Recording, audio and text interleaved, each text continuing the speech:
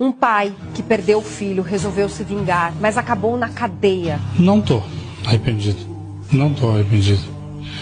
Aquele menino, ele destruiu a minha vida a ponto que eu hoje gostaria de não estar vivo também. Porque simplesmente ele tirou a vida do meu filho, uma pessoa muito trabalhadora, uma pessoa honesta. Simplesmente deram uma facada no pescoço do meu filho e mais 11 facadas e tiraram até as tripas do meu filho fora.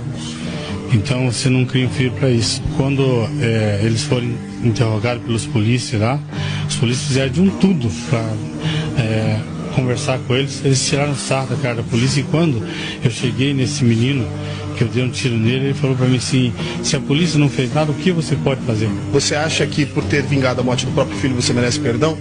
Não, eu não espero isso. Não espero. A partir da hora que você faz um ato como esse, você tem que pagar por ele.